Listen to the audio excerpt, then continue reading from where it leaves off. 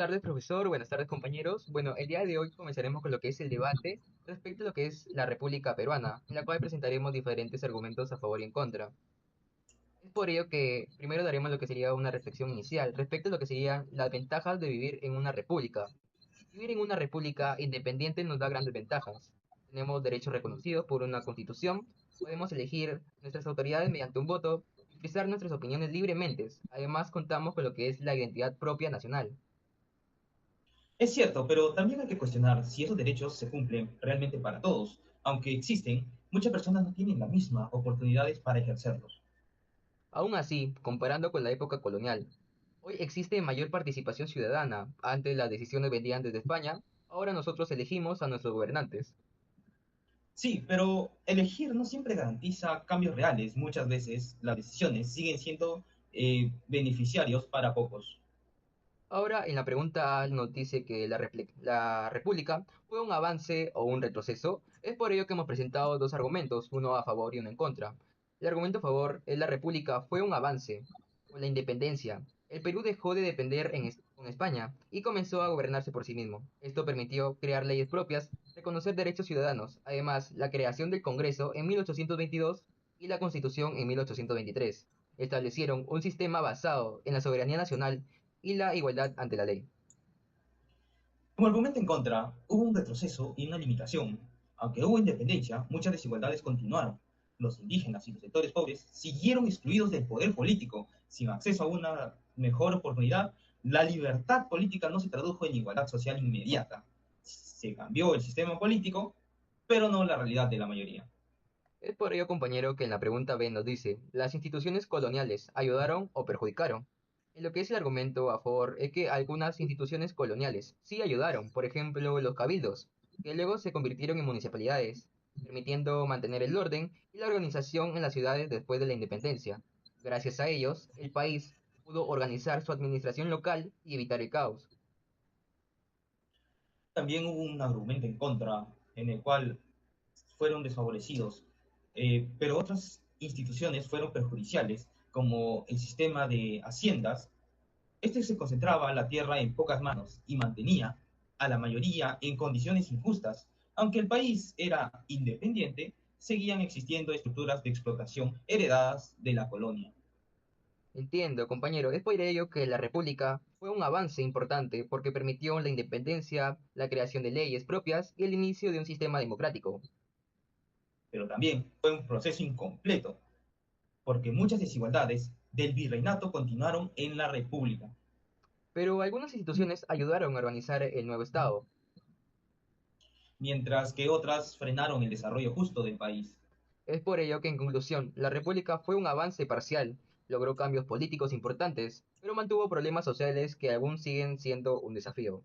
Es por ello que, como reflexión final, hoy en día, el reto sigue siendo lograr igualdad real para todos. Y combatir problemas como la desigualdad y la corrupción. Solo así podemos construir un país más justo y cumplir realmente los ideales de la República. Bueno, profesor, eso fue todo respecto a lo que sería el primer debate en la semana uno. Gracias. El debate respecto al tema de lo que es democracia y reformas en el Perú. Para poder comenzar con lo que es este debate en sí, nos hemos planteado lo que sería esta primera pregunta. ¿El Perú es democrático? El Perú sí es democrático en lo formal. Tenemos elecciones, una constitución y división de poderes. Eso demuestra que existe un sistema democrático vigente. Pero en la práctica es una democracia débil. Hay corrupción, hay conflictos entre poderes del Estado y mucha desconfianza ciudadana. La democracia existe, pero no funciona plenamente. Pero aún así permite la participación política y la posibilidad de cambio mediante el voto. El problema es que muchos ciudadanos no se sienten representados, lo que debilita el sistema. Bueno, compañero, es por eso que nos hemos planteado la siguiente pregunta, la cual es, ¿Velasco y Fujimori fueron democratizadores? Es por ello que para poder responder esta pregunta, planteamos lo que serían dos argumentos, uno a favor y uno en contra. Es por ello que el argumento a favor es que sí pueden considerarse democratizadores, en algunos aspectos, claro. La reforma agraria de Juan Velasco Alvarado permitió que campesinos accedan a tierras, reduciendo la desigualdad histórica en el campo. Esto dio mayor inclusión social en sectores que antes estaban marginados. Además, las reformas de Alberto Fujimori estabilizaron la economía en un momento crisis del Perú, promoviendo el emprendimiento y facilitaron el acceso a propiedades para muchas familias. Esto permitió que más personas participen en la economía y mejoren sus condiciones de vida, claramente. Ahora, como argumento en contra, una crítica es que no pueden considerarse verdaderamente democratizadores. Ambas reformas se realizaron en contextos autoritarios que vulneraron principios básicos de la democracia. Velasco llegó al poder mediante un golpe de Estado en 1968 y gobernó sin elecciones, eliminando la participación política. Parte, Fujimori realizó el autogolpe en 1992, cerró el Congreso y concretó el poder en el Ejecutivo. En ambos casos no se respetaron las reglas democráticas, las libertades civiles ni el equilibrio de poderes. Los cambios fueron impuestos desde arriba, sin participación ciudadana real. Bueno, entonces en ambas reformas sí generaron cambios importantes, especialmente en lo social y económico, pero esos avances no solo convierten democratizadores, porque se lograron vulnerando la democracia, es decir, que hubo una inclusión, pero con autoritarismo. Eso demuestra que los resultados no justifican romper las reglas democráticas. Así que tenemos que llevar esto a una reflexión final. La historia de Perú ha sido un equilibrio entre democracia y autoritarismo, y hoy seguimos con una democracia formal, pero débil. El reto es fortalecer las instituciones, respetar las reglas y lograr una democracia real que funcione para todos. Hoy respecto a lo que es la semana número 2. Muchas gracias. Nosotros hablaremos sobre la semana 3 y 4. En la semana 3 vimos la prosperidad económica y corrupción, donde analizamos si el Perú está aprovechando sus periodos de bonanza económico o si sigue dependiendo de la exportación de materias primas. Y luego les presentaremos la semana 4, donde vimos las violaciones de los derechos humanos y el informe del CBR, donde reflexionamos sobre el conflicto armado interno, las víctimas, la memoria, la justicia y las recomendaciones que aún se debe cumplir, que debe cumplir el Estado peruano. Bueno, empezaremos con la semana 3, donde inicialmente les comenté que vimos la prosperidad económica y corrupción. Mi compañera les dará una introducción del tema y les dirá su postura. Bueno, mi postura está a favor. Bueno, yo puedo decir que el Perú sí tiene oportunidades para aprovechar mucho mejor sus recursos. Actualmente nosotros contamos con sectores importantes como la minería, la agroindustria, el turismo incluso, hasta la gastronomía que se ha vuelto mundial. Además, la estabilidad económica y las reglas fiscales pueden ayudar mucho mejor a que los ingresos se administren mejor y se inviertan en educación, que es fundamental, la salud, la infraestructura, incluso la tecnología. Yo les hablaré desde una postura en contra.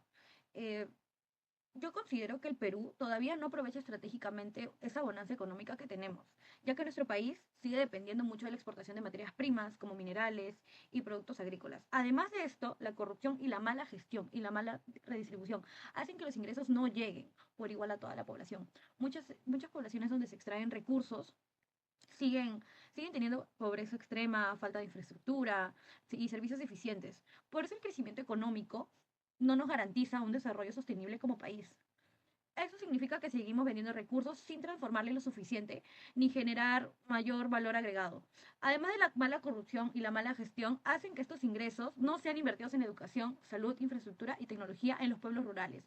Y al no haber esto, hay esos problemas que hoy en día tenemos, las marchas, los problemas políticos, y por eso muchas de estas regiones se encuentran en el estado que están hoy en día. Mi compañero les dará una introducción a la semana 4 y dará su postura. Bueno, yo hablaré de las violaciones de los derechos humanos del informe del BCR, donde vamos a analizar el conflicto interno del Perú, llamado popularmente como el terrorismo. Desde una postura a favor, yo puedo afirmar, y muchas personas, que el Estado peruano sí ha tenido avances frente a las recomendaciones del BCR. Un ejemplo es que se crearon programas de reparación, el registro único de víctimas y medidas para reconocer a las personas afectadas por la violencia. Esos avances muestran que, aunque falta muchísimo por hacer claramente, si existe una implementación parcial de las recomendaciones y si el Estado le mete, como decimos los peruanos, punche, claramente se puede mejorar y podemos prevenir otra violencia y otro terrorismo parecido a ello. Bueno, desde una postura ya en contra, diría que esos avances no son suficientes. O sea, muchas víctimas aún esperan justicia, preparación económica, como dices, atención en salud, incluso mental, educación y, por supuesto, una vivienda digna. Además, algunos sectores políticos y tanto militares han rechazado este informe la de la SBR o han intentado frenar esos procesos de justicia, buscando más que todo salidas políticas en lugar de verdadera reparación. Y eso debilita más que todo la memoria del pueblo peruano, la búsqueda de justicia. Por eso que el Estado todavía tiene una deuda pendiente con las víctimas de este conflicto de armado interno. Bueno, para cerrar esto, en conclusión, la semana 3 y la semana 4 nos permite comprender que nuestro país tiene muchísimos desafíos pendientes y muchísimas cosas por arreglar y solucionar. En base a lo económico, nuestro país posee recursos y oportunidades muy extensas, pero lamentablemente nuestra corrupción y la desigualdad entre clases impiden que esa prosperidad llegue hacia todas las personas. En el aspecto social y humano, el informe del PCR nos recuerda la importancia de la memoria y sobre todo la justicia, ¿no? Que aún lamentablemente no llega a ciertas personas. Por eso, como estudiantes y como futuros profesionales, debemos analizar estos temas con un pensamiento muy crítico, rechazar cualquier tipo de acto corrupto o impuno y aprovechar a construir un nuevo Perú y un Perú más seguro y sostenible. Gracias. Para la semana número 1, en el cual tiene como nombre la República Peruana en sus inicios, se utilizaron dos fuentes, una para cada pregunta de esta semana.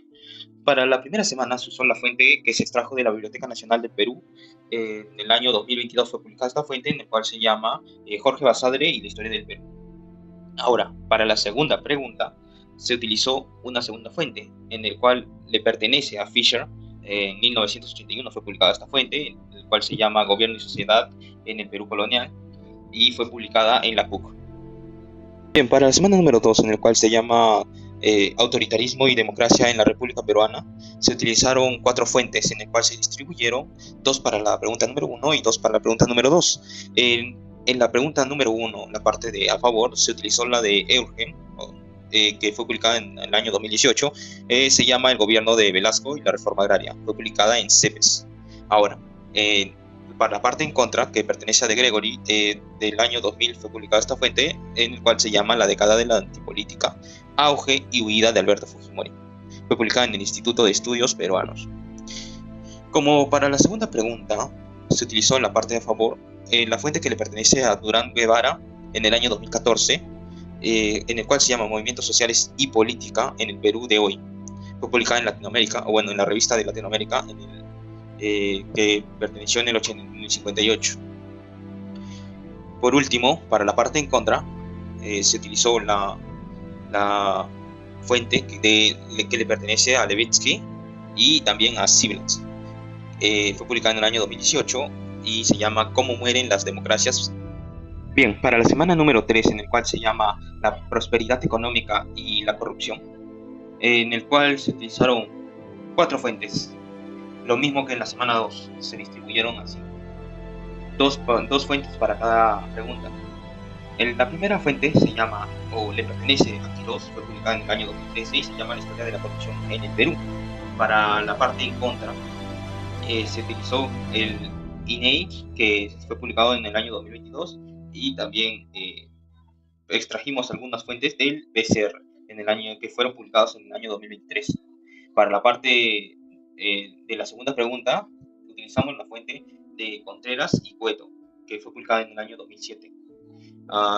Se llama La historia del Perú contemporáneo. Y por último, para la parte en contra de la segunda pregunta, se utilizó CEPAL, que fue publicado en el año 2019. Le pertenece esa fuente en sí a CEPAL y se llama La bonanza de los recursos naturales para el desarrollo.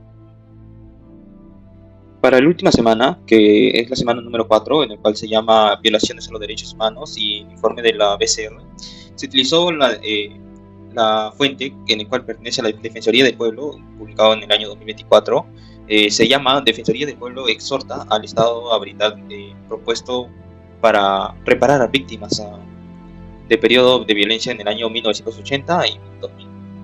También se utilizó la fuente que le pertenece a la Oficina del Alto Comisionado de las Naciones Unidas para los Derechos Humanos. Fue publicado en el año 2025 y se llama Perú, proyecto de ley que establece amnistía para crímenes atroces, viola normas internacionales, dicen expertos de la ONU. Por último, utilizamos la fuente que pertenece a la Comisión de la Verdad y Reconciliación, publicado en el año 2003, se llama Prefacio. Le pertenece al informe final de tomo 1. Si bien es cierto, se utilizaron estos informes de la Comisión de Verdad y Reconciliación en varias ocasiones, ya sea en el tomo 1, tomo 2, tomo 3. Son fuentes demasiado oficiales que ayudaron bastante a obtener información para este trabajo.